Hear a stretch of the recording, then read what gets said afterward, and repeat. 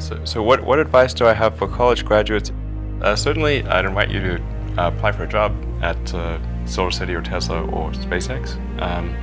And if not, then if that doesn't work for whatever reason, then apply to jobs at other companies in that arena or try starting a company. If you study engineering and you figure out how to design new things, then it's relatively easy to start a company. You just need to get a few like-minded people with you. Although I have to say that the space business is quite hard to start a company in the space business because it's such a capital-intensive business. So it may be better to do something in solar power, or if you're going to do it in cars, do it as kind of a component supplier for cars or something like that. Musk has college degrees in business and physics, but SpaceX is his first venture in aerospace. How did you get the expertise to be the chief technology officer of a rocket ship company? I do have a physics background. That's helpful as a foundation. And then I read a lot of books and talked to a lot of smart people. Don't just follow the trend. You may have heard me say that it's good to think in terms of the physics approach or first principles, which is, rather than reasoning by analogy, you boil things down to the most fundamental truths you can imagine, and you reason up from there. And this is a good way to figure out if something really makes sense, or if it's just what everybody else is doing. It's hard to think that way. You can't think that way about everything. It takes a lot of effort. But if you're trying to do something new, it's the best way to think. And that framework was developed by physicists to figure out counterintuitive things like quantum mechanics. So it's really a powerful method. And I want to know, what is the one thing that has surprised you about your life? Well, I'm surprised by the whole thing, honestly. I certainly didn't expect to be for any of these things to happen, honestly. Yeah, I just I knew I wanted to be involved in technology, and in fact, the only reason I started a company back in '95, an internet company, was because I couldn't get it. There were only a few internet companies, and I couldn't get a job at any of them. So I tried to get a job at Netscape, and sent my resume in and tried hanging out in the lobby, but I was too shy to talk to anyone. And then I was like, okay, well, I guess I'll have to start a company because I can't get a job anywhere. Thank you.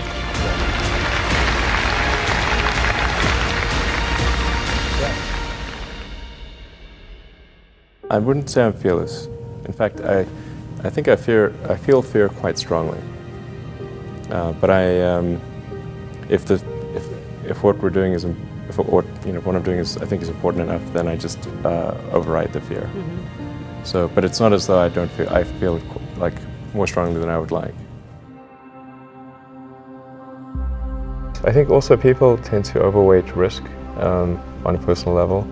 It's one thing if you've got, a mortgage to pay and kids to support, and that if you were to deviate from your job, how are you going to feed your family and pay the rent? And okay, that's understandable.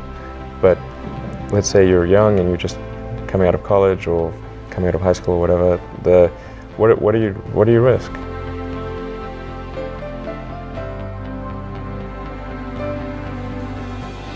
You're not going to starve. I mean, right. It's really certainly not in any kind of modern economy. It's so easy to earn enough money just to live somewhere and eat food.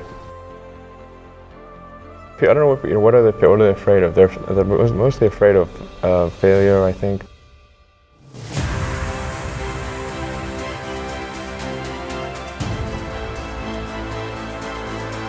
People should be less risk averse when there's not much at risk.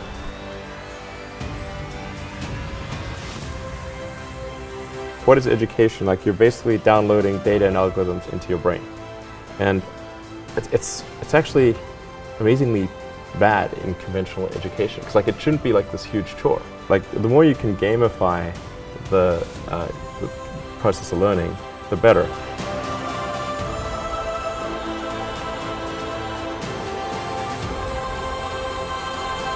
I was at sort of a slight existential crisis because I was trying to figure out what does it all mean? Like, what's the purpose of things? And I came to the conclusion that if we can advance the knowledge of the world, if we can do things that expand the scope and scale of consciousness, then we're better able to ask the right questions and become more enlightened, and that's really the only way forward. What drives you? What is it that when you wake up in the morning, do you see a problem and you want to solve it? The thing that drives me is that I want to be able to think about the future and feel good about that. We're doing what we can to have the future be as good as possible, to be inspired by what is likely to happen, and to look forward to the next day. That's what really drives me, is trying to figure out how to make sure that things are great and going to be so, and that's the underlying principle behind Tesla and SpaceX. Is that I think it's pretty important that we accelerate the transition to sustainable generation and consumption of energy. It's inevitable, but it matters if it happens sooner or later.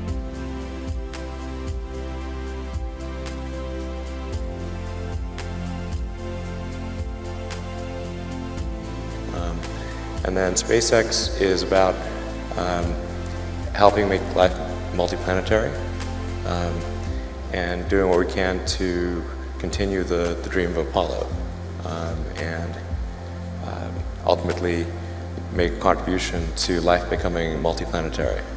Well, let's talk a little more about that. I think everyone is very interested in that when you say making life multiplanetary. Yeah, that's exciting. It is exciting. So what's your vision there? I think, particularly for Americans, like, think about America is a nation of explorers. People came here from other parts of the world that, chose to give up the known in favor of the unknown. So I think exploration, like the United States is a distillation of the human spirit of exploration.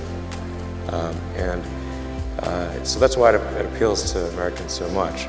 You can see this when, say, there was a shuttle tragedy and 7 people died, and that's terrible, but a lot of people die all the time. But why do we care so much? Because it was the dream of exploration that was dying along with those people. That's why. I thought both Tesla and SpaceX would fail at the beginning. You saw it? Yeah, sure. Really? Of course. But nevertheless, you put all your money in that. I expected to lose it. Well, technically, what I thought was, well, I'll take half the money from PayPal, and if I lose half of it, that's okay. But then, of course, the companies encounter difficulties, and then have a choice of either let the company die, or put all the money into the companies. And so I really didn't want the companies to die, so I put all the money in the companies. Yeah. And then I had to borrow money from friends to pay living expenses. Yes. It's just looking just for evidence of exceptional ability. And if there's a track record of exceptional achievement, then it's likely that will continue into the future.